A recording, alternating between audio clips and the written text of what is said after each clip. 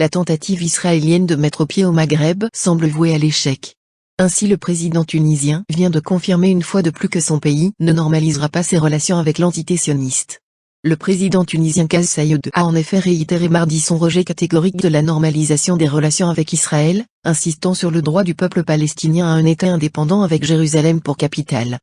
Dans un discours qu'il a prononcé lors d'une cérémonie de remise des lettres de créance à des ambassadeurs tunisiens accrédités à l'étranger, M. Saied a déclaré que le terme normalisation n'existe pas, pour moi, du tout.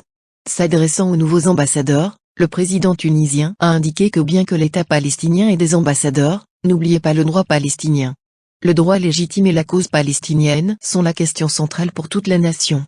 Pour ceux qui parlent de normalisation, je dis que ce terme n'existe pas du tout pour moi. Il est naturel que la Palestine revienne au peuple palestinien, qui doit retrouver ses droits et, surtout le droit à être un État indépendant avec Al-Quds pour capitale, a souligné le président tunisien. Cette nouvelle sortie médiatique intervient dans un contexte où des informations colportées Kaela tentent d'accréditer la thèse selon laquelle la Tunisie s'apprête à normaliser ses relations avec Israël. Tout récemment Abdelkader Bengrina, le chef de file du mouvement Elbina, a été catégorique en soutenant que Tunis est sur le point de normaliser ses relations avec Israël. Une information qui a fait grand bruit mais qui a été vite démentie par les autorités algériennes.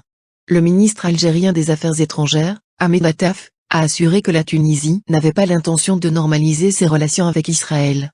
Intervenant avant-hier mardi lors d'une conférence de presse, qui s'est tenue au Centre international des conférences à Alger, Ahmed Attaf a indiqué que l'émissaire particulier du président tunisien Kais Saied auprès de Abdelmadjid Tebboune a tenu à réaffirmer le rejet de la Tunisie de la normalisation avec Israël.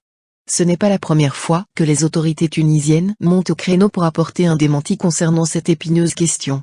D'ailleurs, comme pour mettre un terme définitif à ces allégations, un projet de loi sur la criminalisation de la normalisation avec Israël est en voie d'être adopté par le Parlement tunisien.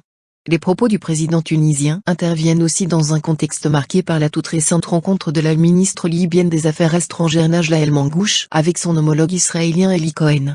Cette rencontre qui a eu pour cadre la capitale italienne Rome a provoqué de grands remous non seulement en Libye mais aussi dans l'ensemble de la région maghrébine. Heureusement que la levée de boucliers qui s'en est suivie en Libye a vite désavoué l'attitude de la ministre libyenne.